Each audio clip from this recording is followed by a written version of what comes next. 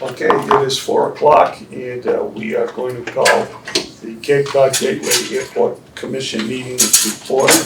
The meeting is being recorded and broadcast on the town of Barnstable's Government Access Channel in accordance with Massachusetts General Laws, Chapter 30A, Section 20. I must inquire whether anyone else is recording this meeting, and if so, please to make their presence known. Not seeing anybody, I will also mention that the meeting will be replayed via Xfinity Channel 8 or High Definition Channel 1072. It may also be accessed via the Government Access Channel Live Video on Demand on the Town of Barnstable's website, which is too long to actually read. But if you go onto the town website, you can link it there. So, with that being announced and our call to order, could we have a roll call, please? Chairman Flores? Here. Vice Chairman Geo? Here. Clerk Weil? Here. Commissioner Beerworth? Here. Commissioner Bailey? Here. Commissioner DeGeorge? Here. And Yarmouth Rep. Christine Greeley? Here. We have a full quorum today. Okay, with that being done, could we please stand for the pledge of allegiance? I pledge allegiance to the flag of the United States of America and to the republic for which it stands, one nation, under God, indivisible, with liberty and justice for all. Okay, I do know that State Representative Kippy Diggs is on his way with a recognition for you, Griff, and as soon as he comes, I will take things out of order so that we can do that presentation accordingly. In the interim, item number 4 on the agenda are the minutes of May 21 in 2024 and June 25th, 2024. Those were sent to us over the past week or so. Does anybody have any additions, deletions? Not hearing any, could I have a motion? Motion to accept. Second. Can we do these Individually? separately? Yeah. Sure. Could we have a motion for the May 21st, 2024 minutes? So moved. Second. Any questions, additions, deletions? Not hearing any. All those in favor signify by saying aye. Aye. Opposed? Mr. Chairman, as I was not in attendance at the meeting, I'm You'll abstaining abstain. myself from casting. Please make a note of that, Suzanne. Could I have a motion to approve the minutes of the June 25 meeting? So moved. Second. We have a motion and a second. Any questions, additions, deletions, any concerns on those minutes? Sure. Not hearing any. Could we please have a vote? All those in favor signify by saying aye. Aye. Opposed? Okay, that is unanimous. That is the vote. I'm just going to quickly go into public comment. I don't see anyone from the public, so we can check that off, which means that, well, actually, you are a member of the public now. I'll take that back. Hey, Griff, Boy, have I got some things do you have an opinion? You'll have 3 minutes. 1, 2, 3, done. All right. With no public comment, then obviously there's no need for commissioners to respond. And with that being said, I'm going to take things out of order now, seeing we have the arrival of State Representative Kip Diggs. Kip, thank you for coming. Kip is here to recognize John T. Griffin, better known as Griff, with a citation from the State House for his many years of service.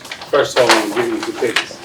Thank you and hello. Great Nice to see you. You're looking fantastic. What are we gonna do when we get our? Blazers don't match. That's all right. That's all right. Yours fits better. Who says who? I think I have a little bit more of this. You don't. See?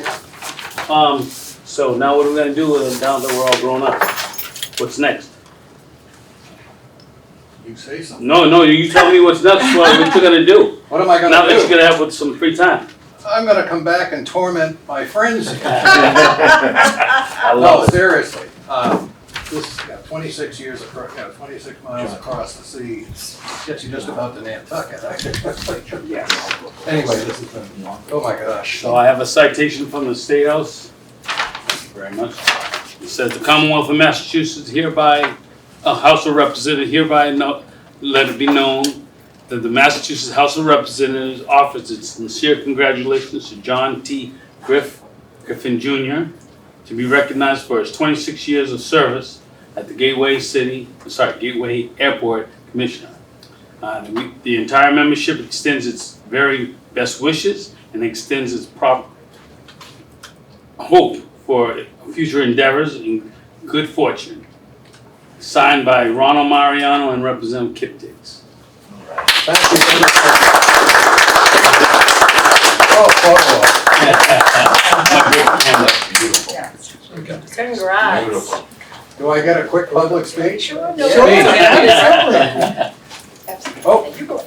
I wanna, why don't we put Griff in the middle? Sounds good to me. Right. This is from the, another citation from the town of Barnstable.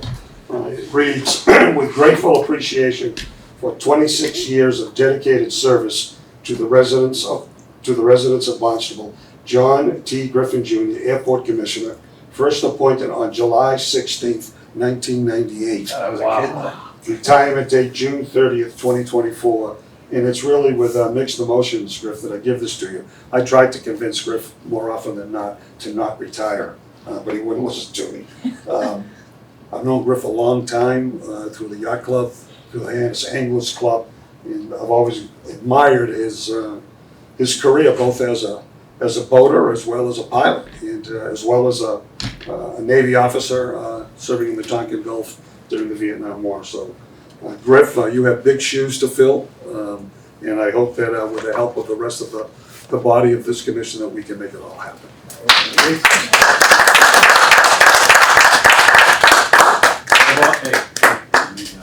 Somebody knows, somebody's done this before. The town in front. There There you go. Hey. All right, All right, Matt's everybody smile. the official photographer today. Oh, boy. Nice job, Greg. Now you see. Representative Diggs, Chairman Flores, Thank you so much for that.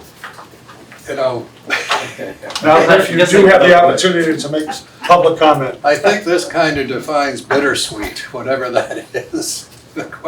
Where the heck did 26 years go? I mean, it just, and the joy of it is having seen where we met 26 years ago and the transition with the whole area here, that, you know, the so-called civil air terminal, if you want to call it that. It's gone from, you know, pretty rough, monumentally good tower, lovely building, a lot of history. I mean, there's so much history at this airport. And to have been part of it for a while, going back, you know, I was born into an aviation family. My father was a pilot starting in 28. My mother was one of the first 6, not flight attendants, stewardesses for Northeast Airlines way back pre-World War II. And, you know, it's just wonderful to see what's happened here. I'm happy to, you know, again, it's bittersweet. I want the town and the state to recognize the importance of this facility. And I want the town and the state to realize that this commission is made up of really, really super individuals. A lot of talent, a variety of talents and skills that are sitting at that table. And the mix is probably about as good as it's been in the 26 years that I served on this commission. Great people. Management, the paid pros, you know, the guys that actually make money, that get paid to do this. 26 years, not a dime. In fact, it costs you to do this. But Katie's been great. Matt, you're just all of you. Tongue-tied. And our town representative from the town next door, thank you for being here. There's been a bunch of you over the years, or actually not that many. But I thank all of you, every single one of you. I mean, it's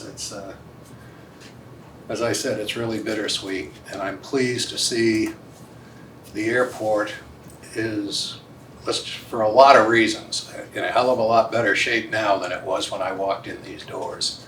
and you got great leadership here. And the town should have your should be grateful for people that are willing to do this, and sometime with the slings and arrows.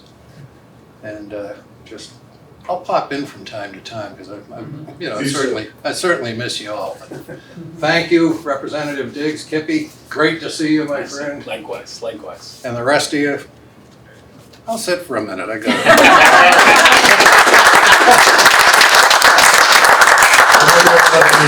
Thank you. Bye, guys. Bye, come by. Very It's much. awesome to see this, because of course I used to work here. When I was in high school, I was working with Kelsey, and let me tell you, to see the growth of this place it's unbelievable. And seeing Bob Holtzman being the foreman, now he's all the way up there. Him and I kind of started together, so to see how we all can go, and we've all gone in different ways, but this airport has grown, and it's truly a pleasure. And I like to see what's going to happen next. So congratulations, and if there's anything I can do, Take the please. message to your colleagues on the Hill. Done.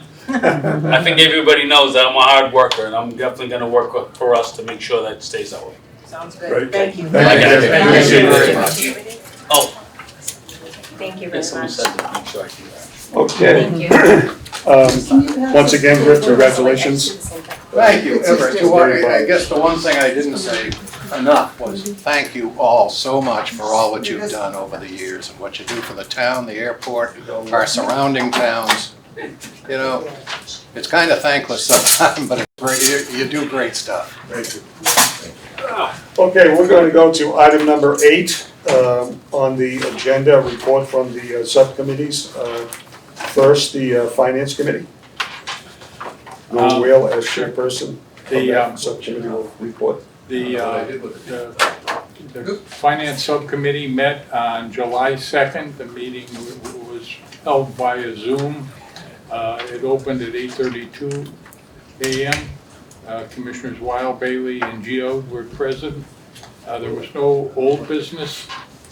The first item we covered was FIN 0724-1 to review and approve the travel approval letter for the airport staff.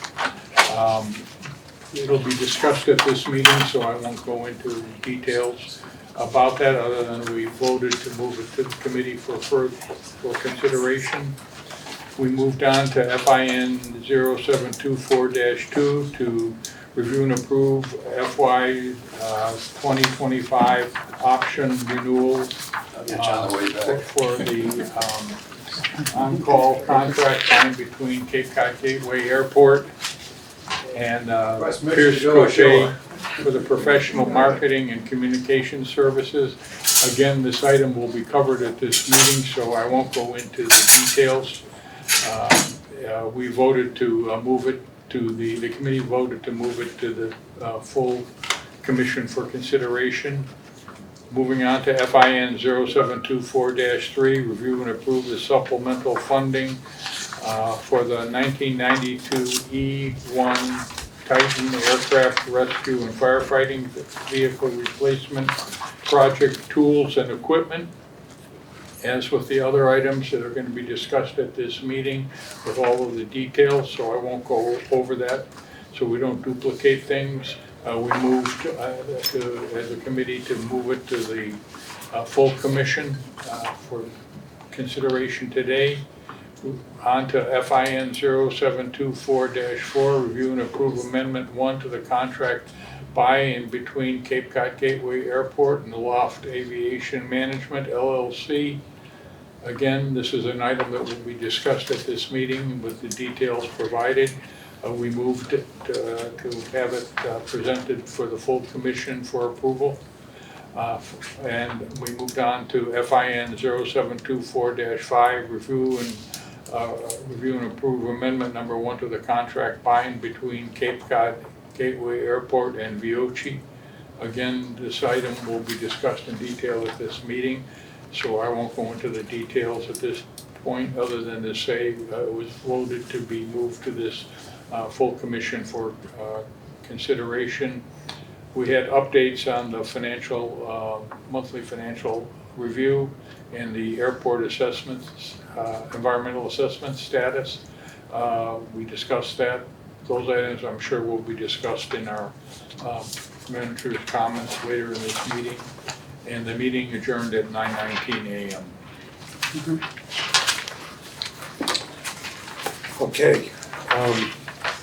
Next is the report on the Infrastructure and Marketing Committee. Commissioner DeGeorge. Yes, there was no meeting held for the subcommittee at this time. All right, then moving into old business, there isn't any. I had already taken one item out of order on 724-1, which was the recognition of former Chairman John Griffin. I'm going to take two other items out of order. The first being a report from the Yarmouth rep, Christine Greeley. Chris? I don't have anything at this time, thank you. Okay, thank you, Chris.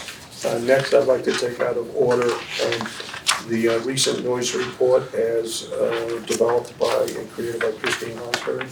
Christine, if you'd like to do Sure, so. thank you so much, I appreciate it, thanks for taking me out of order. So you guys all have a copy of the noise report. It starts off with just what we were looking at for the last 3 months. In the month of April, we didn't have any complaints. In the month of May, we had one in Centerville, Hyannis, and Yarmouth. And then in June, we had 5 in Centerville, 4 in Hyannis, and 4 complainants, 3 in Yarmouth, and 3 complainants. So looking at, it's running a little bit lower than last year. Last year, of course, having the runway closure put a lot of traffic in certain areas, so I think that was definitely what we were looking at. All of the registered disturbances, we have the narratives in this, and one thing we added that Commissioner Beerworth thought would be very helpful is the weather at the date and time. Deciding, looking at that, are aircraft flying visually? Are they flying by instruments? Is the meteorological conditions putting it on one runway? I think, which is like great catch and super helpful. So I'll be doing that from here forward. And the last thing we have is our statistics. So this is going to be for the first and second quarter.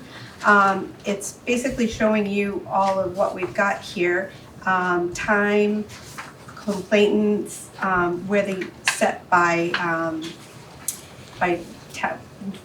town, as well as the monthly. And you can see obviously the huge jump from May to June. So what we're looking at is we are seeing a lot of people that are affected by 624 that had kind of, I want to call it the summer off last year. So even just anecdotally, we had a person that moved in and they were bought a house in Yarmouth Port, and they're basically like on their arrival path for 24, and they bought it I think it was about April last year. So they called me and they're like, what is all this air traffic? And I said, basically they bought in a perfect storm, or however you want to look at it. So they're seeing a lot of that now. Very nice individual. I've talked to him a couple of times. He's more just trying to figure out what is going to be his norm. So that's what we're looking at. Not you, but just his norm. Not that one? Not that one. Not that one. No. You don't want to be his norm? You be all of our norm. So, right now it's looking, fairly normal for this time of year. Obviously, once we have American, we have JetBlue, we're gonna hear a lot more. Plus, we have the traffic from the summer season. And really just, it's about, for me, answering the calls and getting back in touch with the people, trying to explain what they're seeing, why they're seeing it, is anything out of the ordinary, and usually it's fairly successful. Okay, thank you, Christina. Does anybody have any comments, questions from the Christina, commission? if I may. Commissioner DeGeorge? I read all the complaints, and there seems to be a number of them that flights never originated here, nor were they gonna arrive here. Is there a way that we can come up with a code to put those aside? You have codes for a lot of things. Is there any way that we can put that and just try to get that out of that mix so we can see what is real and what isn't? I'm happy to do that. The point for me putting them in was on like the other side. So where it's a public document, if that person saw that and said, oh, you just didn't put in about this and this and that. But I'm happy to take those out, no problem at all. So I will just, I'm sorry, I don't think that's what you were asking. No, I'm looking for a different code, just to take it out of that mix. So you have codes LNORT. Can we come up with a code for those complaints that really have nothing to do with us? sure, I'd have to split it up because a lot of times it's in a group and this individual will have 2 or 3 that are, and then like 1 or 2 that aren't. And what I was basing this side on was just what the actuality of the noise complaints that come from our airport. But I'll work on that. So basically, we're talking arrivals and departures versus those that originate. Right, and with those, this person happens to be kind of in the crosshairs because it goes north and south and east and west. But notably, the aircraft are pretty high altitude. So trying to figure out between what they're hearing and how loud it is. But yes. So, Mr. Chairman, just as to follow on to that, you can put more than one code, if you have multiple aircraft in the complaint, Yeah. you can put more than one code in the column. Okay. Okay? And, you know, we have arrivals, we have departures, but we have overflights too, that this airport controls, or the tower controls. Right. But we also have the Cape Cod airfield, you know, over in Martins Mills that we don't have anything to do with, and that's very close to our area, and our airspace could be coming from there. You mentioned the military aircraft. I'm surprised that we're saying it's not tracked. Usually, the data on the military operation will not be displayed, but the target will. So with our air tracking system, it's also the public portal. Mhm. It does not Nothing, not display even a target. anything. Yeah, and a lot of times we'll capture it as well because the operations department monitors obviously during the curfew hours, 10 p.m. to 6 a.m. But also, you know, when we're here, they'll, you know, put in they call it their pass down to pass information along that we had some, even not during our quiet hours, so let's say we had some helicopters came in, they fueled. And that goes to, I believe, Matt and Katie every day, and they always share it with me. So it's pretty easy to figure it out, but it doesn't display anything. Is there a noise abatement officer at Joint Base Cape Cod? I'm not aware. We might want to check and see if there is, and if we run into that type of situation, that complaint where you suspect that it might be military aircraft, just reach out to them and say, hey, I got this complaint at 10:30 at night in this area. Can you just let me know if there was something over there? Don't have to know what, don't have to know who, doesn't matter. Just, and that way we can say that we contacted JBCC. Sounds Any other good. comments from any members of the commission? I was gonna say that I think that indeed finding some kind of code about the military stuff, because there are a lot of things that'll show up that suddenly somebody will say it was military. And I think people would want to know that. And as I said to you, in the past, I've had a couple of questions because very specifically, I mean, you know, I was there watching it with a plane coming up and turning over my house and everything and landing, and yet you're showing it wasn't tracking. And I couldn't understand that. Was there a problem in the tracking or what's going on? Because I never would have called about it if it hadn't been the most unusual flight I'd seen over my house, and it was fairly low. And so, you know, making sure that this tracking is really working and getting it coded correctly, I think would be very important for the neighborhood and particularly around the military. So in this column, this specifically comes to what the disturbance was. So military wouldn't necessarily be a category. This is calling, like somebody says it's low and loud, and it turns out that while their perception was low and totally understand, if it's not an altitude that's low, we count it as noise. And so we go, this is more about the type and what we find than the type of aircraft. And with our flight tracking system, something I've definitely noticed is the perception from the ground is not necessarily what you're seeing in the air. So with flight tracks, you may feel like it comes in a way directly over, but when you're going straight up, it's not necessarily in the same position because you're viewing it from the ground. And I'm just gonna add to that information, after your comment that you provided to us in regards to making sure that the system was sound, tracking appropriately. Perfect. We checked with the vendor. They Okay. did several tests Right. of the system to see what was tracking, ensuring that the system was tracking correctly, and it was. Okay. So we had them kind of go through a series of days where they would look at that, and it did indicate that it was tracking appropriately. Thank you very much. Okay, Christina, you'll take all of those comments and advisement and I have incorporate them? one Oh, more, I'm sorry, if that's Lynn. okay. First of all, I think the way you handle these reports is very much commendable. I'm just wondering where we come back to something, there's so many people who say the airplane is low, Mhm. and it's not. Is there a way to respond? Mark had a better word, a different wording that doesn't say, no, it's not low, it was within the minimum of such and Yeah. such. Some people don't realize that there are, if I may, Yeah. that there are federal air regulations that govern the altitudes of aircraft over populated areas. So if we could talk about that, this was in compliance with this FAR that says it can't be any lower than this altitude. Certainly. Then it's not just like, nah, it wasn't low, right? Then Well, the- a lot the of person- times, too, I'm paraphrasing what I actually speak to people on the phone. So one of the things that I always do is two things. I acknowledge your perception. I live right near the base and they train over me a lot. And I understand, like standing in my yard looking up, that I'm not really looking at the altitude that it's at sometimes because of the size, because of my position. So when I do talk to them, I talk about one, if you feel it's low on your end, you're correct. However, then we look at what the FAA says is a safe altitude. And that's really what I don't, like I said, I'm paraphrasing some of it because I'm telling them like, hey, this is the altitude it should be at.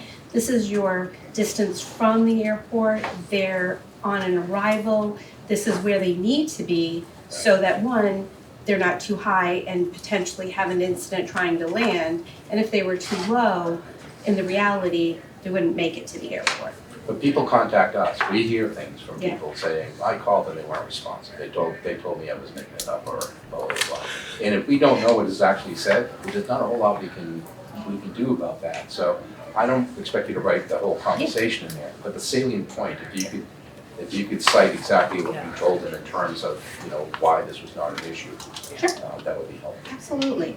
Yeah, and I mean, anytime you get somebody that says I'm not responsive or, anything, please contact me immediately because I can look at what I've got and either I have records of speaking with them or to see if something was actually left. Maybe there was an issue leaving it. Thank you. Yeah, I can speak to that. I've had folks call me and I've had them call you directly. You've usually been able to satisfy whatever their issue or concern was. But in terms of the report, what I'm hearing from the rest of the commission is a little more accurate data and a little more information, if you will, in terms of how it's reported back to us for our public purposes. Yeah. So that'd be great to do that. Matt and I will work with Christiane on just making some Good. tweaks to the report. No Terrific. issues. Thank you. Okay. I also think it'd be helpful if, and I'm sure you do it a lot, but that you indicate that the information on altitude, speed, the direction, and all that is not coming from the airport, but it's coming from something totally independent of the airport. Because I know when I've listened to public comment from time to time, there's an impression that we are somehow, manipulating the data, that it's our data and we have some stake in it, that this is public information, we reply from public information, and if it turns out that the public information isn't accurate, you can get into, a war of words that you can't defend yourself. But I think to make sure that people understand this is public data, they can look at data too if they want. Yes, correct. And that's one of the things that I absolutely push with everybody is like, hey, I'm giving you the information from the flight tracking system, but it's also a public portal. So you can look at historical data or you can watch it live. Now live with a delay of 10 minutes because for obvious reasons we wouldn't want you to know when American Airlines was gonna be right over your home. So that, what I notice is there's a certain percentage of the people that call that flatly refuse to even go look. And that's fine, I'm happy getting them the information. But I hope on the other end, if they do have a question, they know that they have this accurate data that they can look at themselves. And they can even, if they wanted to, contact Vector, the system that we use, because I'm sure they'd be happy to, tell them how it's, taken and how they calculate it. I will say, some of the popular apps that people use that the different companies, their altitude data is wildly inaccurate, And it's funny, a lot of people say, well, they won't believe us, but they'll believe that, because it fits their narrative or they feel like we are manipulating the data. That's what I get a lot, and because there are people that will give me screenshots and they'll show altitudes that are wildly lower than they should be in the area and just wouldn't make sense, but not everybody knows that. And so we run up against that being a little bit of a pushback. Does that include FlightAware? I didn't hear the question, sorry. I was That wondering includes if FlightAware, which is an app. Okay, thank you. I don't probably want to call them out, but there are a couple of like apps similar to that, yes, that people use. And like I said, I know that sometimes how they're doing it may not be giving the accurate altitude information, or maybe it catches up. But I mean, I'll have something, for instance, be so wildly different, like they're 800 feet in the air, and then the app will show 150 feet in the air. So, you know what I mean? And I just attribute that to however they're doing it. The altitude is not the main thing they're trying to get across. We can add some footnotes to our reporting that has the data tracking availability, the plus or minus altitude ratings that company provides for us. So we'll work on that and Great. provide you with the new report. Mr. Chairman, one more question. Sure. Is there a link to the portal on our Cape Cod Gateway Airport website in There a is. prominent location? It's under the noise page. Okay, It's under the noise page. thank you. Okay, not hearing any more questions or comments, you'll incorporate all of that into next month's report, or next quarterly report, that would be more than helpful. So let's move on to the next item on the agenda, which is, and I'll read this one, COML 724-2, there's no motion really, it's just an update from the WS development from the landing at Hyannis. Sounds good. So Katie or Catherine Weatherby is with us today on Zoom. Catherine is the WS Development Vice President for Asset Strategy and Development. And Catherine or Katie, whichever you want to go by, will provide us with an update of where WS Development is in their development planning and various stages of the overall redevelopment of the facility. So Catherine, I'll give it to you. So who do you want to be, Catherine or Can Katie? you guys hear me okay? Who do you want to be today, Catherine or Katie? I think because there's already a Katie, I'll be Catherine. Okay. Usually only Catherine when I'm in trouble, so please just don't yell at me. But I'll be Catherine today. Okay, thank you, Catherine. All right, the floor is yours, Catherine. Excellent. So I thought, I came here, thank you for having me again. I came here in March with Amanda. Victoria did some original permitting of the project, and then Amanda took it over. I actually was involved in the project back in 2012 when we first started looking at this property. So it's really come full circle for me, which is great. I get to come in at a really exciting time where I can show you pretty pictures of how we've actually taken the renderings that we've been showing for years and are making them a reality. So I'd love to show you some photos. And then just tell you a couple things we have coming down the road. I know you had asked for an update on solar and EV as well, so I will do that at the end. And then happy to take any questions. Thank you. It's gonna be a minute to share my screen.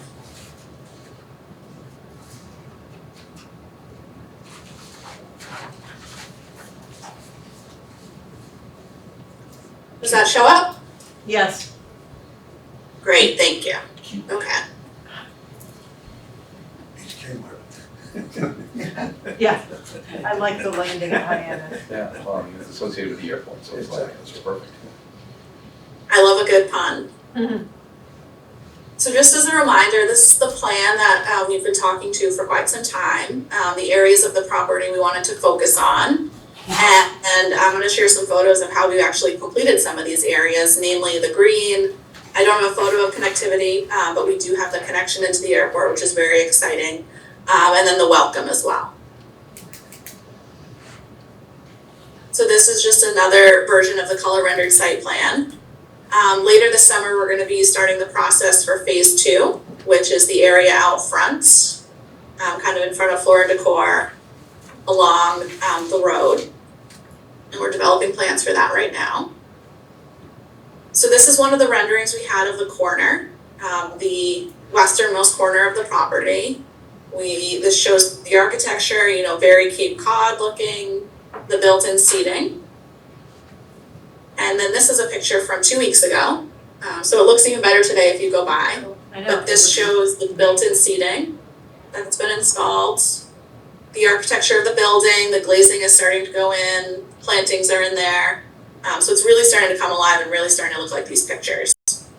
This seating is available for anybody, so if you're ever at the airport, want to come over for lunch, maybe not lunch with how hot it's been, maybe afternoon coffee or something, I encourage you to walk around and get to experience the seating. Excuse me, this is the Whole Foods corner, correct? No, yet, not quite yet. Whole Foods is the very far right of this picture, and I have another picture of Whole Foods. Because you said the west end. Correct, it's the far west end. Whole Foods is kind of like middle west. In the middle. Here, I can go back to the plan. So it's the west, okay.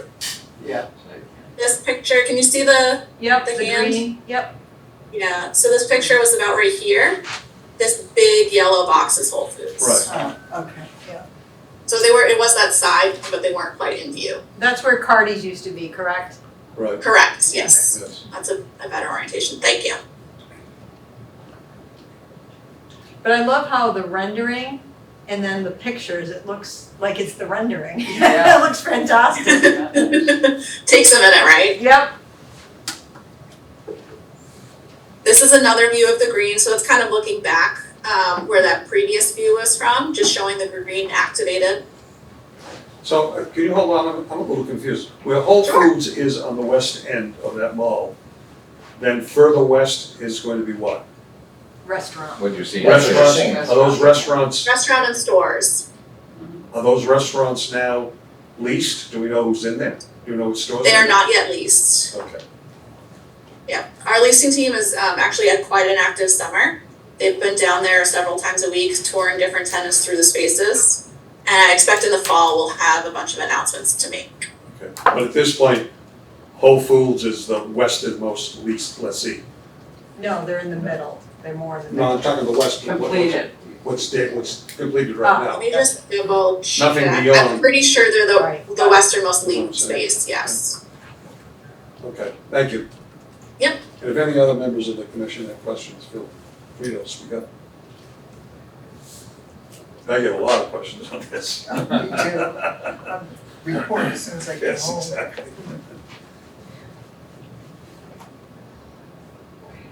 This is what Whole Foods was proposed to look like. And they actually have their sign up already, which is very exciting. Where does that end? On each side, on the left side, does it end where the shakes are? I'll have to double check and get back to you. I think on the left side it is the shakes, and then the right it goes pretty far. And on the But I can right double, is their cafe, correct? Where the outdoor cafe will be located under that correct, pavilion? Okay. yes.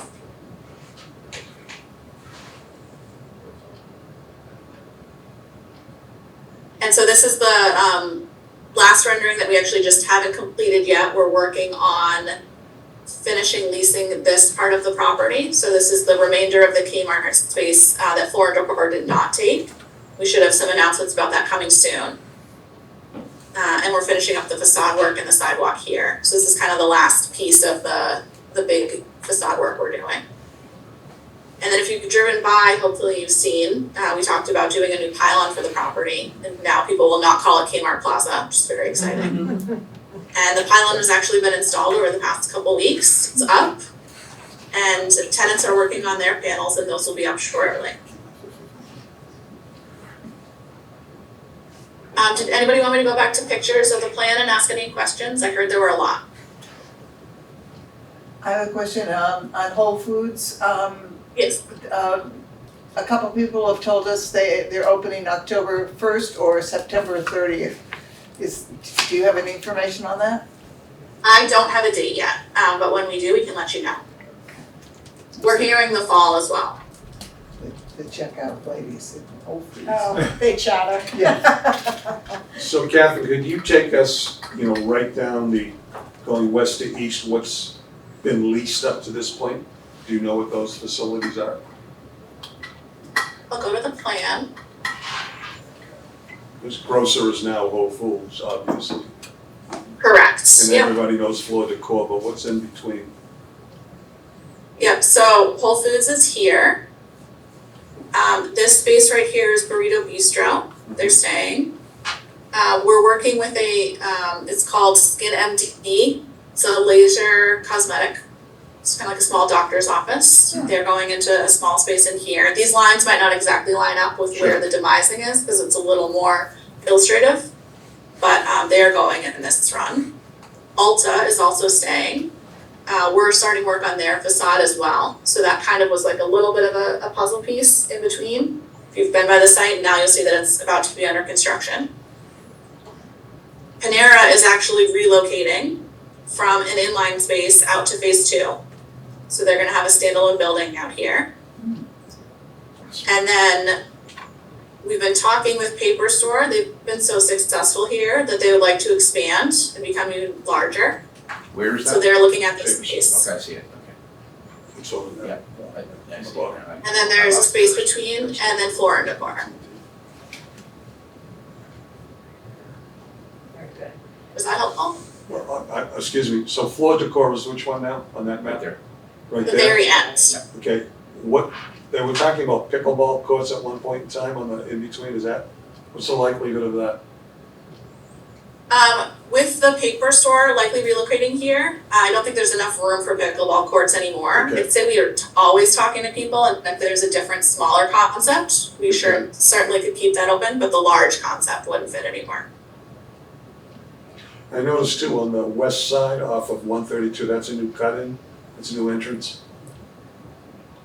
I don't believe we added any curb cuts, no.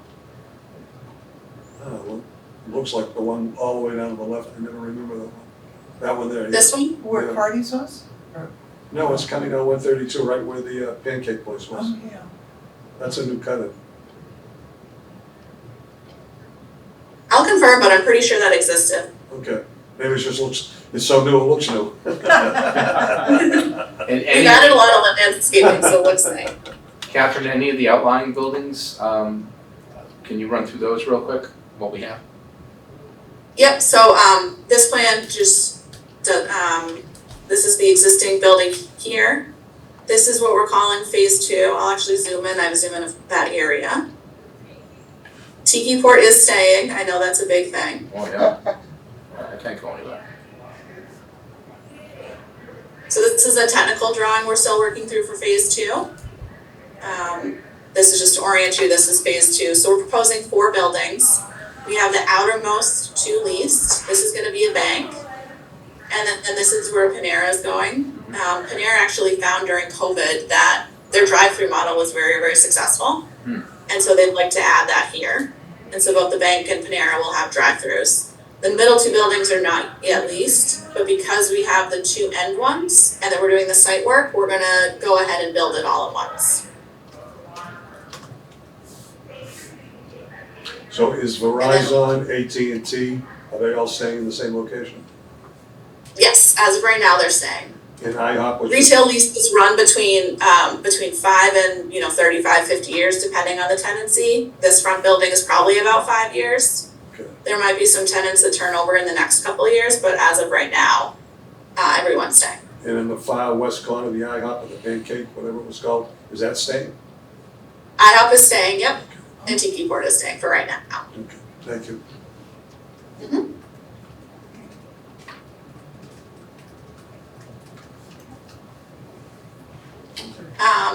Any other questions, or I can go into solar and EV quickly? The, I guess it would be the north corner, that blue, does that indicate water? Yes, there's a detention pond back here. No, okay. I know you don't have an answer to this, but my sister's insisting I ask. Do you have any idea who's gonna move into the old Whole Foods?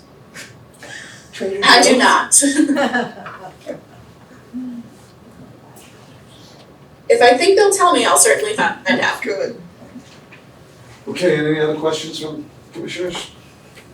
Okay, well, Catherine, thank you so much for the update, we appreciate it immensely. Do you want the She had a solar? quick update on solar and EV. Yes. Sorry. I just want to stop share. So we've submitted applications, I believe it's with Eversource, for both solar and EV, so they're in for review right now.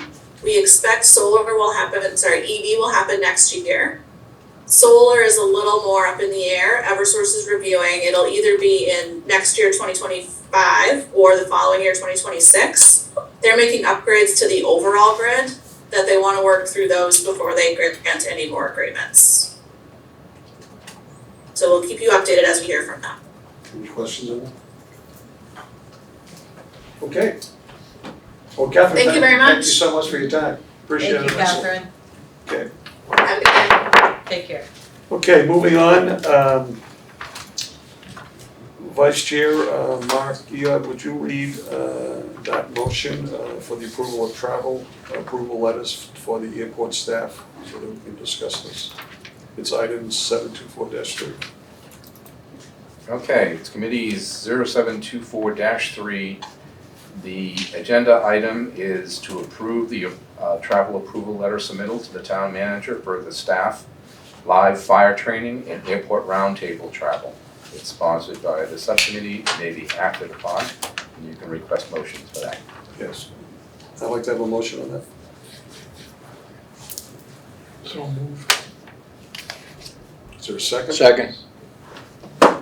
Okay, discussion.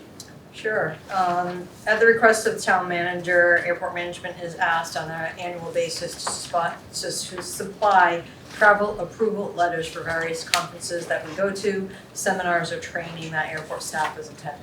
So for the fiscal year 2025 budget, these two items that are identified here were placed in that budget. One is for 5 staff members to attend their annual live fire training. Total cost for that for all 5 members is $5,650. We do that twice a year, April and September. Then we have 2 staff members that will be attending the airport roundtable series, which is airline development. It's where I met American. It's where I've met and spoken to Breeze and other airlines. That will be in Asheville Airport in September. That is also included in our fiscal year budget. Total cost for that is roughly $6,490. Any questions or comments from the commission? I have one question which I sort of asked at the finance subcommittee, but I'd like to be sure that there's, if not in this budget, that within the overall airport budget, that there's some room left for travel should something come up that you or other members of management or the staff would be able to attend should an opportunity present itself, especially if another airline wanted to talk to you and it made sense for you to go and see them, another educational opportunity, some other seminar, something like that. We will include that type of additional in the budget. Any other comments, questions? Okay, not hearing any, we can move this question and vote on it. All those in favor signify by saying aye. Aye. Opposed? Okay, there's a vote. Moving on to item COM 0724-5, Commissioner Weil, would you please? 4 or 5? 4-5. 4-4. Oh, I'm sorry, I skipped over one. And it's a COM 0724-4, and it's a motion to approve the contract amendment number 1 for the second year option term number 1 on to the on-call contract by and between Cape Cod Gateway Airport and Pierce Cote effective July 16th, 2024 for a not to exceed annual amount of $90,000. The sponsor is the finance subcommittee and it may be acted upon at this meeting. And we need a second. Seconded. And comments? Sure. Contract agreement between the airport and Pierce Cote for professional communications and marketing service was bid as a 1-year contract with 2 option renewals. This is the first of the 2 option renewals for the contract for a potential total contract of 3 years. Per the contract agreement, the fees associated with the option renewal are to be negotiated prior to each enactment of the options. The first year of the contract had a fixed annual rate of $60,000 or $5,000 per month. With the consultant's hours that they charge, the hourly rate that they charge at $150 an hour, that gave us about 33 hours per month that they could dedicate to the airport for marketing purposes. Over the past 12 months, the contract agreement on average, they have really worked in excess of that, typically about 50 hours a month is what they've been working on for the airport. Because of the contract, they only charged us for the $60,000, which was per the contract. So they really did work in excess of their hours for the fiscal year for the airport.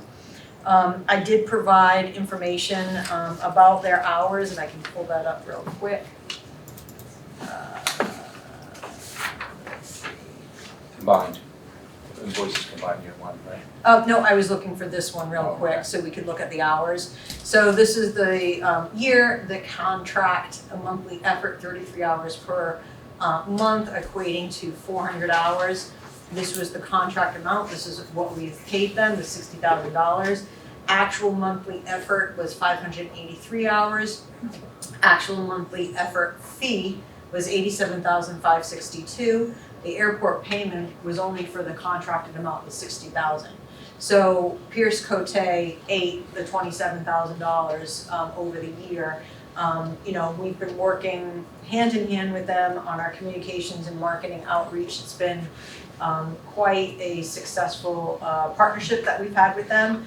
But in looking at the hours and what their actual effort is, and the fact that I don't see that effort reducing at any point in time, they have been working with us on social media content, media, setting up interviews for myself as well as other staff members. I don't see that lessening. I did anticipate an increase in this budget, so I did include the $90,000 in this budget for the fiscal year, not really knowing what the hours were yet. I just put that a dollar amount in there. So we do have it in the budget. And because I do not see a lessening of their hours over the next year to come, I'm requesting that we increase their dollar amount to $90,000 annually a year for 600 hours per year for their work effort. They also did not increase our hourly rate. They kept us and maintained us at $150 per hour. They are not charging that of their other clients. They are charging more, but they agreed to keep me and the airport at $150 per hour. Did the Finance Committee take a position on this? Yeah, we were in favor of it. Well, I'm sorry, but I wasn't. I wanted more information about what we're being charged for. Yep. I have a problem with the fact that we enter into a negotiation with a company to provide us with a service for year one. They take a look at what our needs are and they give us an estimate. And then we say, okay, that's good, let's do it. And then they end up spending or asking for 50% more of what their original estimate is. And so I'd like to know what we're paying for. There are generic things on the invoices like web design, maintenance, social media, but it doesn't say what they did. Special events, what were the 19 hours of special events on this particular invoice? My concern is that, yeah, they're invoicing a lot more hours than what was expected for 400, but I want to know what those hours are being spent on. Yep, and I did listen to your comments from the Finance Subcommittee. I've already had a conversation with Pierce Cote. I've asked them to develop a more robust invoicing for us so that we can have more detail to it, so that we have hours and have an understanding of what those hours went towards. I have regular meetings with them, so I do know what they're working on, and they will provide me with a draft report so I can take a look at it before we finalize what the invoice will look like. But that's going forward. I want to know, what were they doing with the hours that they claimed? If they can't tell me on their September invoice, they spent 16 hours general admin meetings and prep, on what? Or 4 hours of web design and maintenance, on what? I can certainly get that from them. But I would not be comfortable going forward with this at this point until we have that information. Any other comments from any other members of the Finance Committee? I have to agree, because I have to account to my clients in tenths of an hour. And they expect to see that, and I give that to them, and that's the way professionals do it. So I'm a little concerned that we're not getting the information. I know that in my business, if I went with a follow-on contract to a client with this type of justification, I'd lose the business. Okay, with that discussion, as we move forward, could I have a motion to table item 724-4 pending additional information as requested by members of the commission? So moved. Second? Second. All those in favor signify by saying aye. Aye. Opposed? It's a vote. Okay, moving on to item 724-5. Commissioner Bailey, could you read that motion into, for discussion purposes? I'm sorry. 724-5. COM 724-5, approval of supplemental funding for the 1992 E1 Titan aircraft rescue and firefighting vehicle replacement project tools and equipment. Motion to approve supplemental funding and subsequent appropriation order for the 1992 E1 Titan aircraft rescue and firefighting vehicle replacement project tools and equipment in the amount of $100,000. Sponsors the Finance Committee, may be acted upon. Okay, can I have a second on that, please? Second. Okay, discussion. Sure. So the airport received approval from the Federal Aviation Administration and MassDOT Aeronautics to purchase replacement for our 1992 aircraft rescue and firefighting equipment. Replacement was ultimately deemed necessary because this piece of equipment parts are no longer available for this existing vehicle. In fact, we've had to do quite a lot of maintenance on this vehicle, and our maintenance technician, Don Sears at the time, had to fashion in-house parts for the vehicle. The project is to replace the 1992 piece of equipment, as I said, and the commission approved of that overall replacement of that equipment under the fiscal year 2023 capital improvement plans. Bids were received, and Rosenbauer was the recipient of the bid winner. And that was approved through the airport commission at a previous commission meeting. It was in May, commission meeting 0524-1 was the approval for the truck.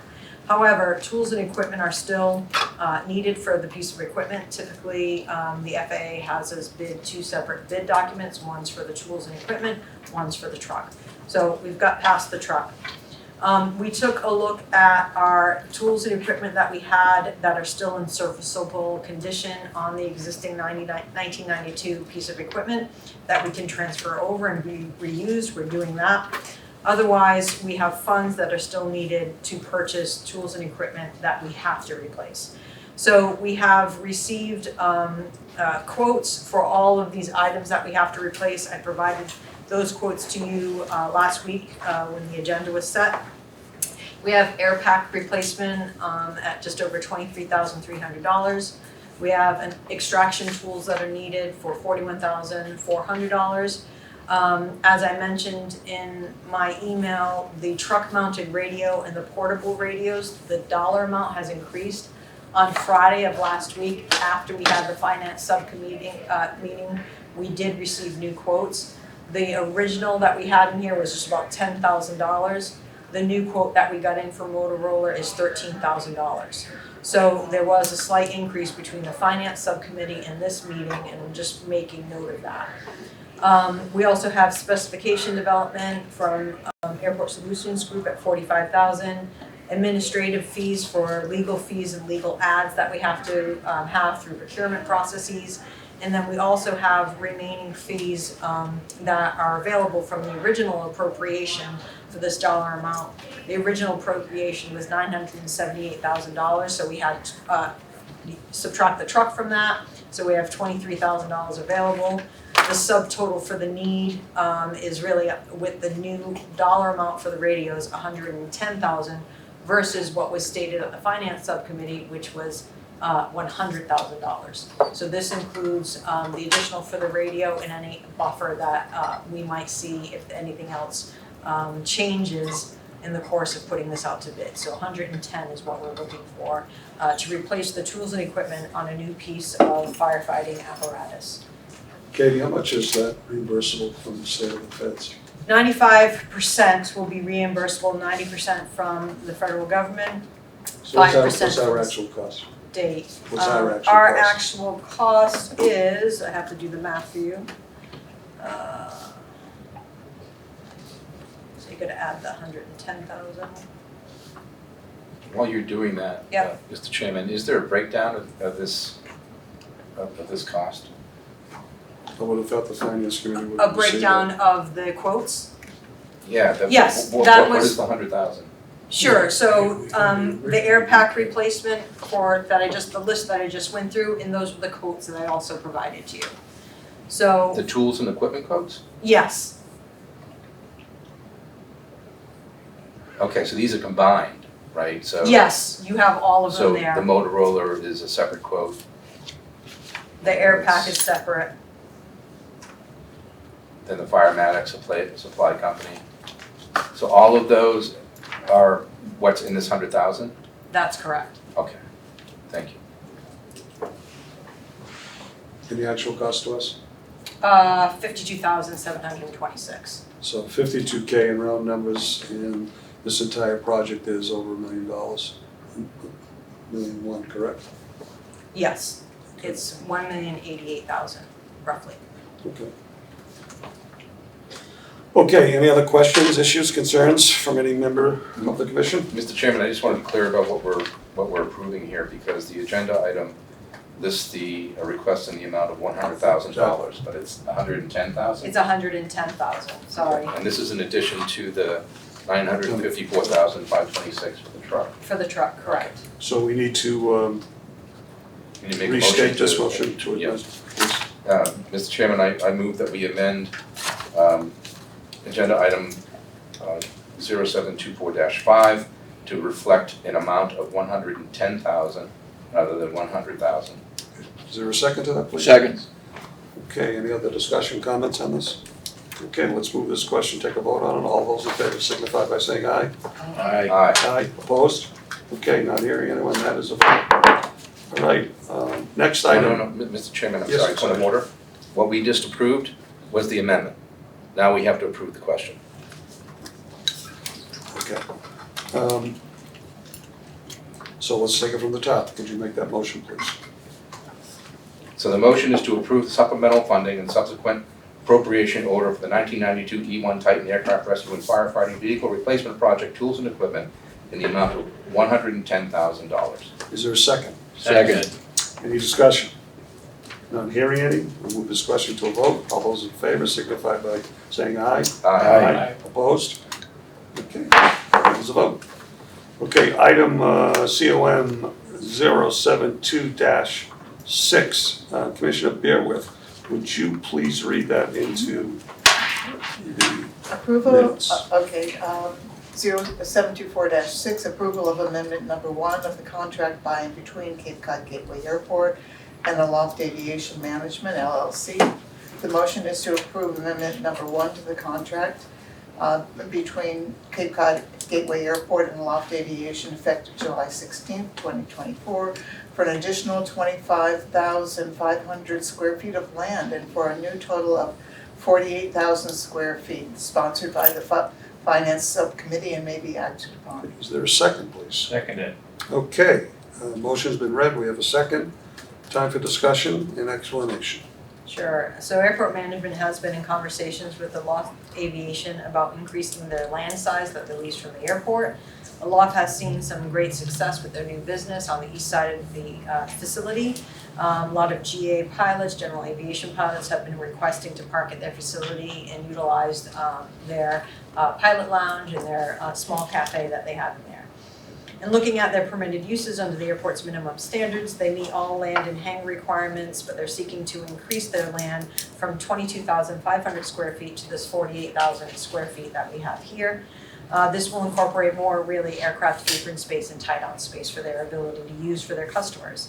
The amendment that was sent to you is for that modification. The construction phase Part of the lease agreement, it increases it from $5,625 to $12,000 annually with this additional space. Moving on to their second phase of payment, it moves it from $11,925 per square feet to dollars to $25,440 annually. And lastly, their full operational phase, which takes them to the end of their lease, having 48,000 square feet, rather than the $14,175 annually, that moves to $30,240 annually. The total rental increase went from $31,725 to $67,680, or $35,955, or 113% increase, with the added benefits that this is providing more for our general aviation users of the airfield, which was the intent of leasing out this property. It was to provide that space that general aviation users could go to and have a nice facility on the east side of the airport for them to fly, learn how to fly, bring their own aircraft in, take a moment and a break inside that brand new facility that they have, which Eric has done a fantastic job. That's all I have for comments. Any questions? Katie, where is that in relationship to where we were gonna put the electric charging station for planes and automobiles? So the electric charging station would be over here in the grass area, so it's not affected by this new square footage, but I can show you on Google Earth or Google Maps. I mean, I was just looking at all those tie downs and I'm just making sure that we have enough space for what we wanna do in the future before we start leasing it away.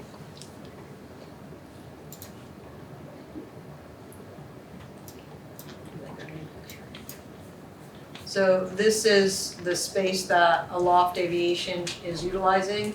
This is the location where you can see that plow is stored right now, is where the electric aircraft charging station will go. This area here is incorporating that 48,000 square feet.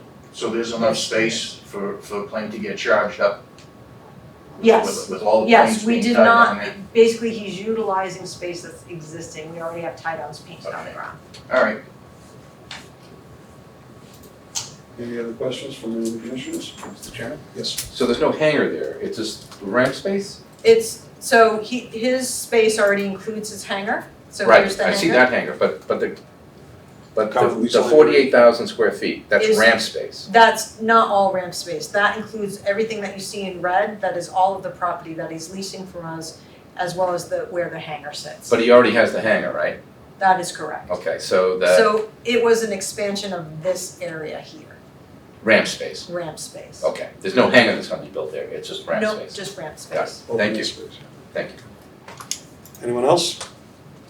Okay, why don't we move this question to a vote? All those in favor of approving this signify by saying aye. Aye. Opposed? Okay, not hearing any, that is unanimous, that is a vote. Moving on to item 724-7. Commissioner DeGeorge, would you please read that into the docket? COM 0724-7, approval of amendment number 1 of the contract by and between Cape Cod Gateway Airport and Veoci, Inc. Motion is to approve amendment 1 to the contract by and between Cape Cod Gateway Airport and Veoci, Inc., effective July 1st, 2024, in the amount of $14,054 for the fiscal year 2025, sponsored by Finance Subcommittee and may be acted upon. Could I have a second, please? Seconded. Okay, the motion's been read, we have a second. Let's open this up for discussion, beginning with any issues from the perspective of the Finance Committee. Okay, Katie, could you share with us your comments? Sure. So the airport has been under contract with Veoci to supply web-based, streamlined, integrated solutions for our airfield management. So prior to setting up with Veoci, we were working off of paper. It wasn't efficient.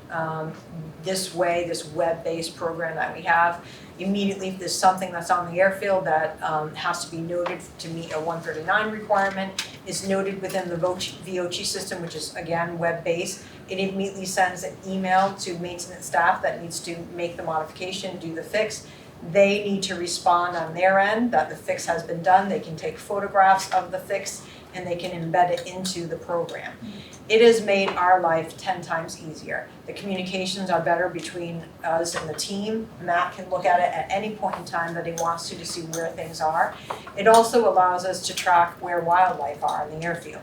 So it basically takes our airfield inspection system, puts it on a web-based format, but it also has many other possibilities within airport management system. So the platform that we've been using is really FAA approved. Airfield management, they like the system that we use. This is for amendment number 1 for the contract for fiscal year 2025 in the amount of $14,054. We do have these funds in our operating budget for fiscal year 2025. In fact, we have a little bit more money towards that for other systems that we would like to implement in the future through Veoci. Right now, it is mainly focused on our safety, looking at a 139 standpoint and looking at the way that the airport does their inspections, their daily inspections throughout the year. But there's many more uses for this system. This is amendment number 1 for the way we use it today. Any comments, Matt, any additions? No, I can be answering questions. Is Veoci a local company? Veoci is in Connecticut. They started in Connecticut. You able? Their system was started as an emergency web-based system that they used with fire departments in towns within fire departments. In fact, I think you are familiar with them from using them at New Bedford, Right. correct? They started and they realized that they had a way that they could tap into what airports needed for the purposes of doing our daily inspections. And it works quite well, it's quite slick. There's many other ways that we can do it. We foresee in the future using it for our leases, so it gives a notification when leases change, so that right now we're providing information to everybody in the office.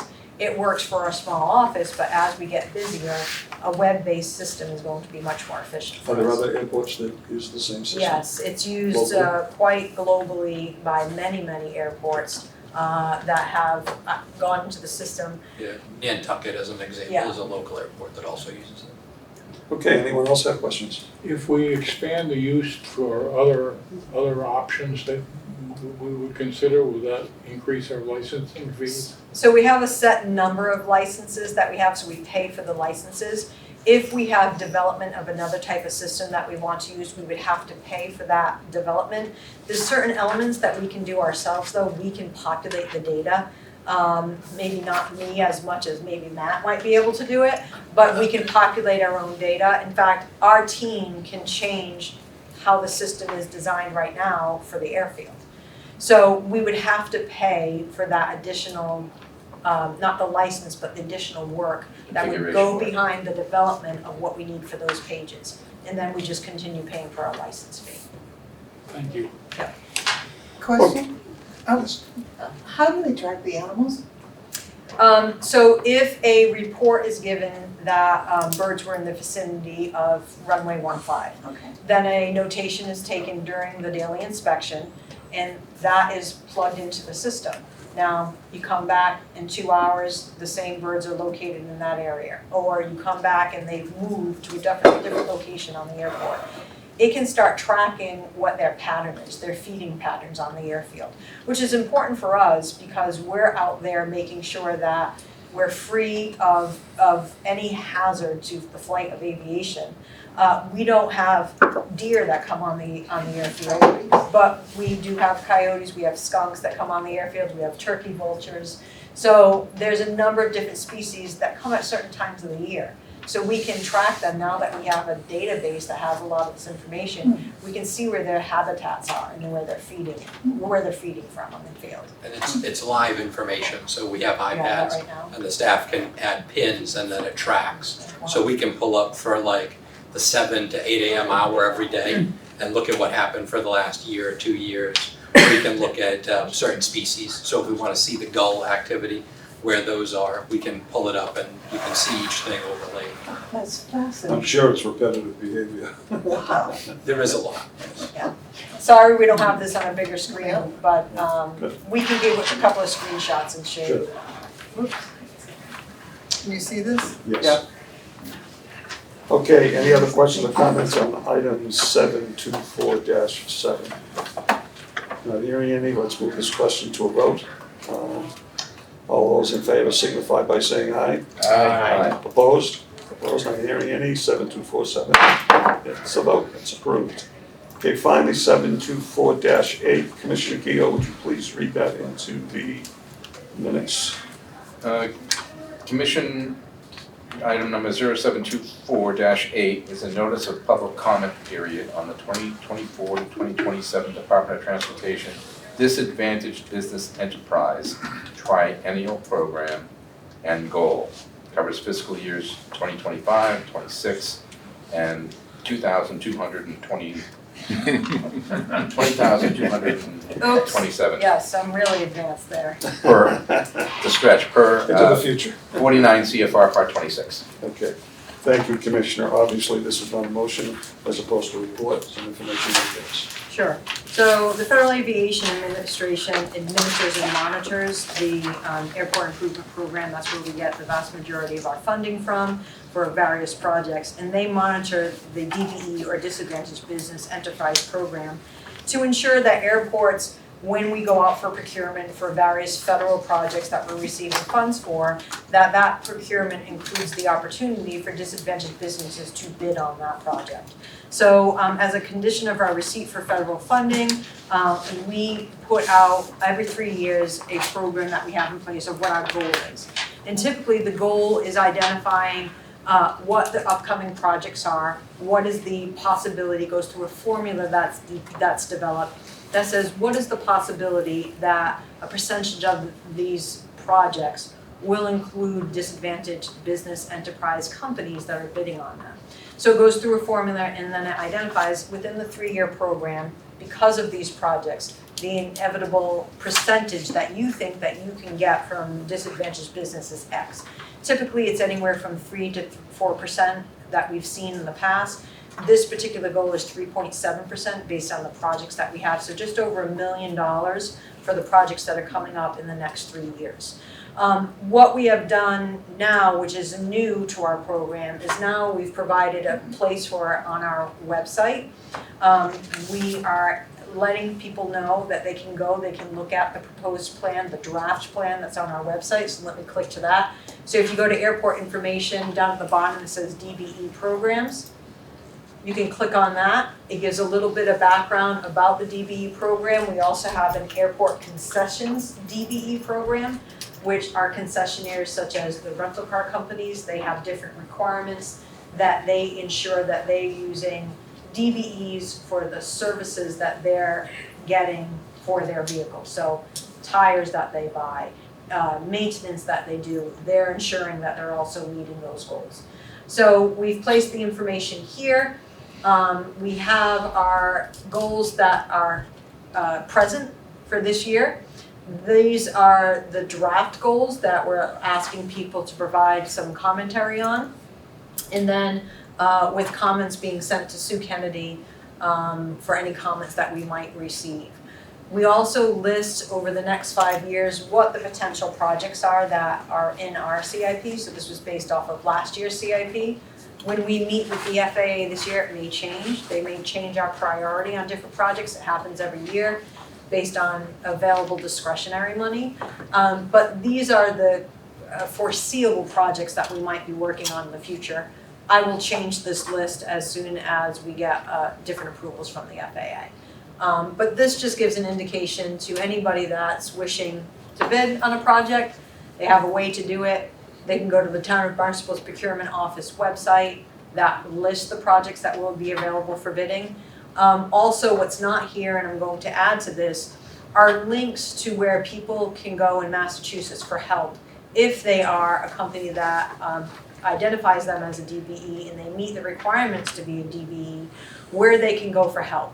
Small interest loans or low interest loans that they can get because they're a DBE, and other places that they can gain more information about where they can work in the state. So that will be added to the website. I don't have anything else for this Any item. questions from any of the commissioners? Mr. Chairman, as we go forward with our strategic plan, we should consider, if they fit, moving these goals into that plan. Sure. Yep. Good point. Question, does the DOT issue a list of DVEs, or how do you? So we get a list of DVEs from the state as well, and the procurement office also has that. We have probably about 30 invitees that we've sent a request to join us next week to go over our DVE plan with them, so that we can identify what our plans are, what the projects are coming up. So we have about 30 in the state that we've reached out to be part of that overall presentation. Anyone else? Okay, thank you, Katie. All right, I guess we will move into updates. There's a lot of updates here. Do you want me to make it quick? Sometimes less is more. Okay. I will go through them as quickly as I can. I think I keep most of you in the loop with what's going on at the airport. So from an advertisement standpoint, obviously, Mark, your comments were well noted. I'll work with the team from Pierce Cote to get some more information from them. But in regards to advertisement, even Mark brought this up at a previous meeting, is the advertisement that might be happening around here on the Cape is not as robust that it could be in New York and in Washington. Case in point, Mark read an airport newsletter that didn't have any information about these flights coming to Cape Cod. Washington Area Airport Authority. Good. Yeah. Talked about somebody else that was starting service, but didn't talk about us. Right, Yeah. right. So we're putting together a strategic plan, if you will, and this would probably fold into the But wouldn't that, strategic plan. excuse me for interrupting, but wouldn't that be the role of Pierce Cote in terms of? I mean, Oh, yes. They're Yeah. spreading our word, they're doing our PR. Yep. We shouldn't have to wait to, they should be on top of that. I've given them direction for the Cape Cod region, because we wanted more users in the Cape Cod to be understanding of the possibility of flights and options that they have at the airport. We need to branch out a little bit more. We have dipped our toe into that New York and the Washington market, but not enough for us to really spread the word about what we're doing here at the airport. So we need to look at other avenues. The other piece of it is that people get their news in very different ways now. Whether it's through social media, through the newspaper, through radio, there's many different means and ways that they can get their information. I think we have to have a better understanding of how well our advertisement is working in one area to look at what we should be spending in other areas for advertisement. Now, the airlines very rarely do their own advertisement except for their major cities. So this really kind of goes on the shoulders of the airport to do some advertisement. I think we also discussed that we wanted to have better reporting from Pierce Cote to identify what advertisement has done to bring in the traffic to the airport. And we're trying to figure out what that looks like. So I think with this advertisement update, I guess what I'm saying is, I've heard the comments that have come from the commissioners. We're going to come up with another plan on how to do things, but I think it's gonna have to tie into the strategic plan so we understand what that outreach is going to be.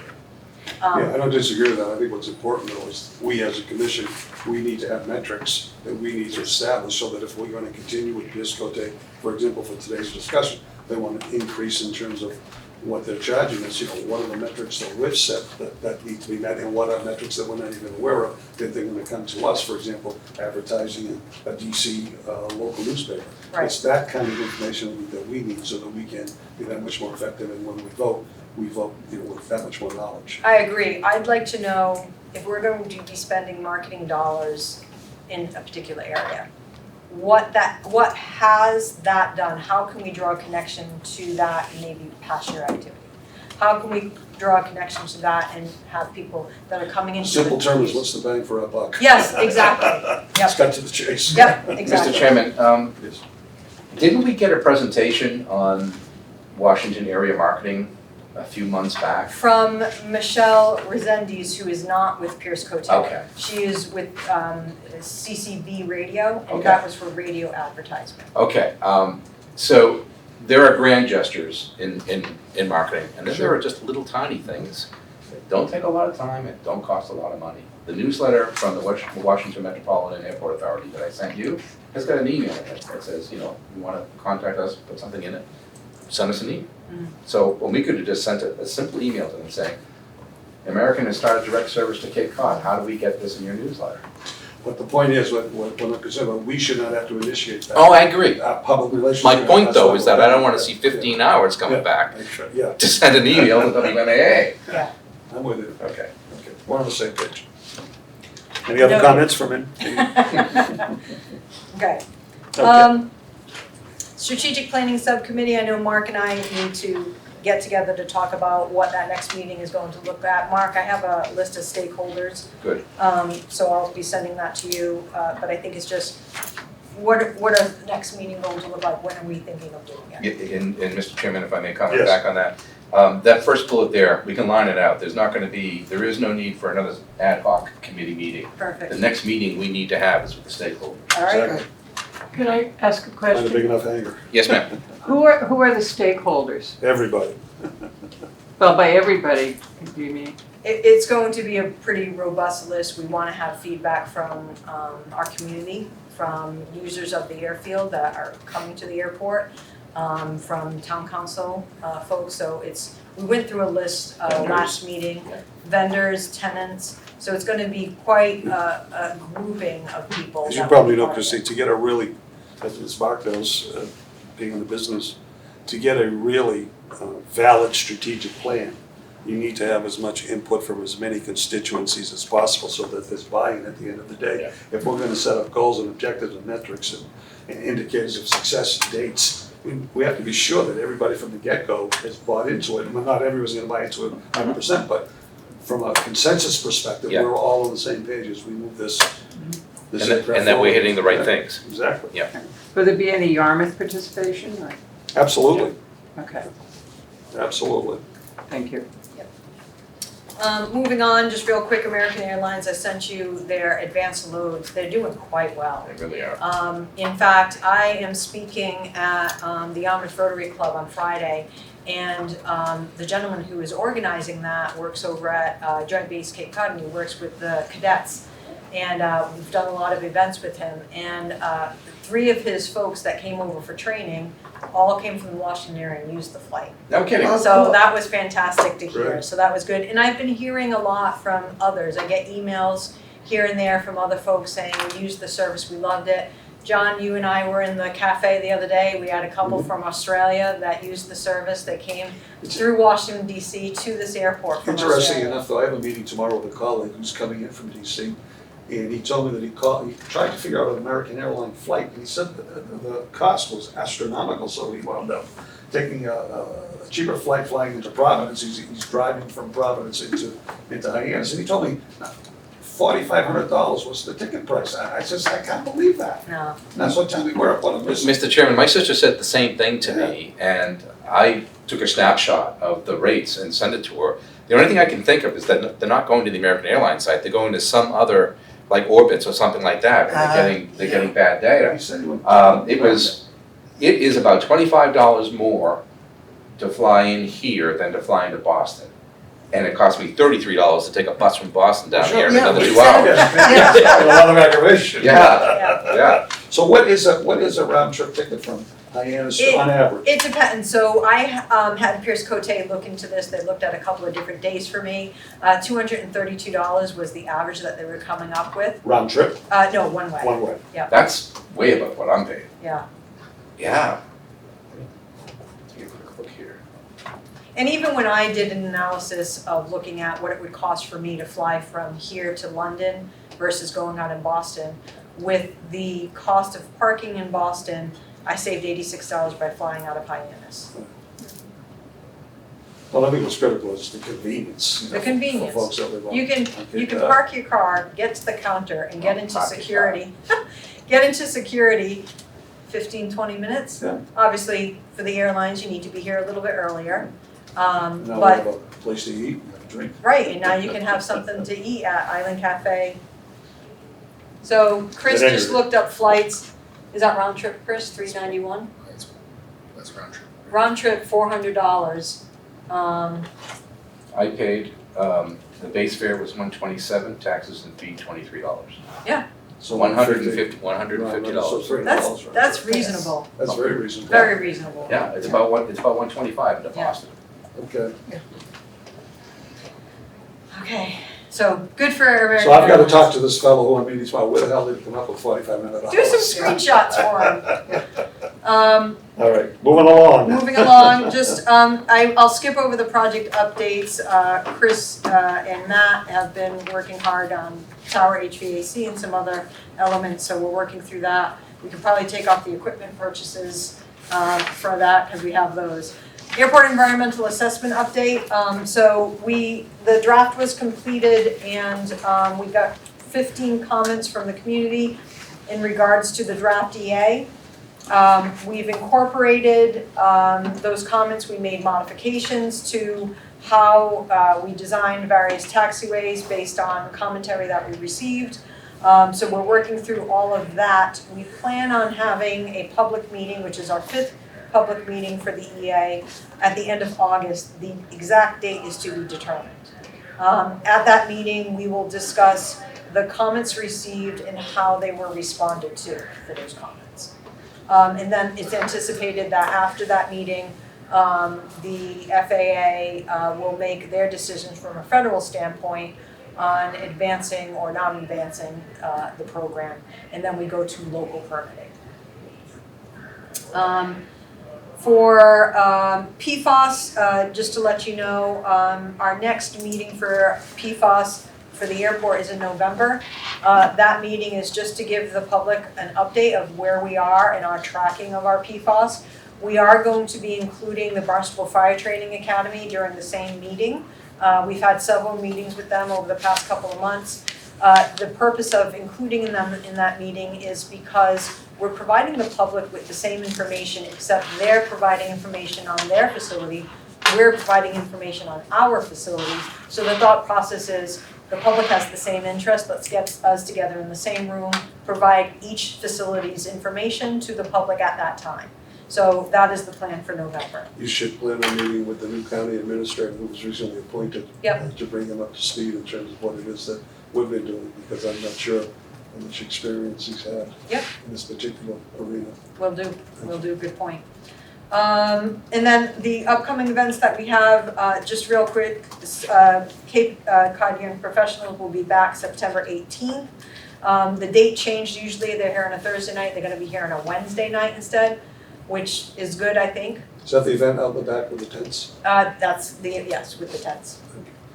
Full-scale emergency exercise is September 26th. Looking for volunteers and evaluators for that. Matt and team have been working hard to get prepared for that event. It happens every 3 years. And then October 24th, our Southeastern Massachusetts Aviation Career Fair. We will be doing our 4th career fair. We already have 15 exhibitors signed up and 3 schools that have signed up.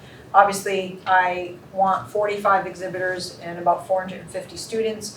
I find that more students sign up in the fall than they do before the summer season. Sure. That's all I have for updates. Any questions, comments? Mr. Chairman? Yes. How's Island Cafe doing? They actually are doing pretty well. In fact, I spoke to them on Friday morning. John and I had some coffee on Friday morning. They said that they're surprisingly doing quite well, more so than they thought they would. Oh, good. Yeah. Yeah, I spoke with Erica. Yep. Who's one of the owners. I shop at the Island Kitchen on a somewhat regular basis. I think they have one of the best breakfasts in town. Yeah. But she was pleasantly surprised as to the traffic that's been going through. And the morning I was there, it was pretty steady. And the coffee was great. Yeah. It was a good cup of coffee. Mr. Chairman, Yes. just a couple of comments. I really encourage everybody to think about getting involved in a full-scale emergency exercise. Not only is it incredibly informative, Right. but it's a lot of fun too. I mean, it's really interesting to be, not for the people who are running it, obviously. It's a little stressful for me, Yeah, Mark. But I would like to point out, if you all recall the United Airlines DC-10 that crash landed in Sioux City, Iowa, about 25 years ago. That day, they were doing their full-scale emergency exercise. Oh, I didn't So they realize had that. all of the resources right there, and that's why so many people survived that, because they were able to do them right away.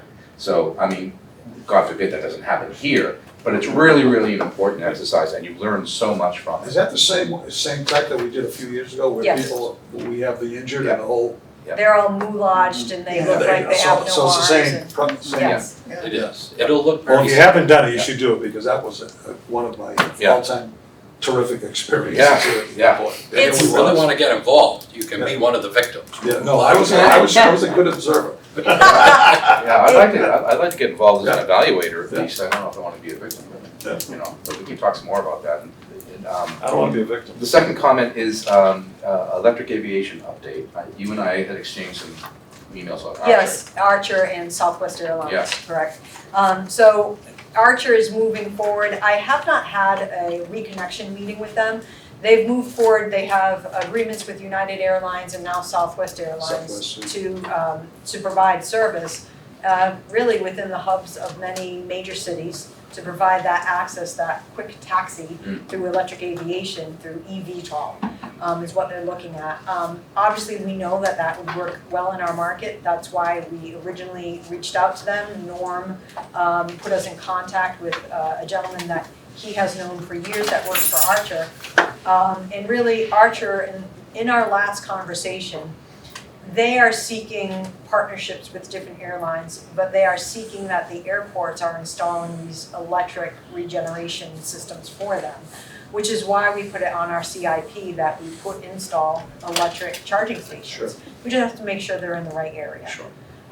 We've already noticed that our ramp is getting quite full when we have 2 American airline flights here at the same time, because it happens, and JetBlue and Cape Air. So our main ramp is getting quite full. Not to So mention the we're- gate area. Right, so where is the best location next to the terminal environment that there can be a quick turn for charging?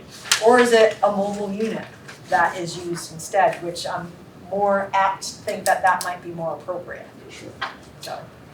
Archer also has done something that in the San Francisco area that is very appropriate to us, which is that they are providing transportation to points of interest like Napa Valley, other points outside of San Francisco, which feeds into what they were talking about originally. They're looking potentially at providing transportation up to the South Shore of Boston, not just, obviously they're looking at Nantucket and Martha's Vineyard, but Well, they're headquartered up there in San Francisco. And then my third comment, Island Cafe, are they DPE? I believe they are, I will double check with Erica, but I believe they are, because we did have that conversation before. Because if they are, we surely want to get credit for that. And then we had spoken before that we were going to allow parking for Island Cafe in the employee parking lot and that the gate would be up and we'll put a sign out there. The gate is still down. There's a sign out there, but it's not facing the street, it's leaning up against the post. So you couldn't read it until after you passed the driveway. Okay, It's the same issue I raised last week in on the last meeting. Friday. When I arrived in the morning, the gate was up. When I left later in the morning, the gate was down. So something's happening with the gate. Okay, can we see if we can see the blocks up? When they had a problem, Erica put it up, and then right when she turned around and walked away, it went back down, she couldn't get it to stay up. Yes, Great. Yeah, the follow-up question. Okay. That's it. Mr. Chairman, I have one more question Yes. too, which is for Katie. The last finance numbers that we saw didn't include a lot of the final June numbers, and I know that will take a while to get to, but very little was in at that point in time of the usual laggards. Have there been any negative surprises that have come in that we should know about? no, not at this point in time. I think the next step, what we need to do is produce the more robust, detailed finance documentation that we've done for you in the past, where we're identifying what those true top 6 revenue and expenses are by importing some more of our data into our airport rates and charges program that we have. And that will tell us what is our true cost of doing business for the jet fuel cost center? What is our true cost for doing business for other centers such as the leases and those types of revenues, the landing fee revenues. So we typically wait until the books close, which usually is sometime around August, to be able to have that data. I can put data in now, but you just need to know that it's not gonna be a full picture of the final cost, which is no problem. I'm With not that asking copy. for it to be sped up, I'm just asking to make sure there are no surprises Yep. for us. Exactly. Any other comments from any of the commissioners? Okay, any announcements from any of the commissioners that they would like to make? Of any issue? Not hearing any, there are no matters that were not reasonably anticipated by the chair, which brings us to item number 13, which is adjournment. Our next meeting is going to be on August 20th, 2024, 4 o'clock, same time, same place, which is here. Until then, I need a motion to adjourn today's meeting. So moved. Is there a second? Second. All those in favor signify by saying aye. Aye. Aye. Ready to vote? Thank you all for making my first meeting as commission chair a pleasant one. It's not a problem.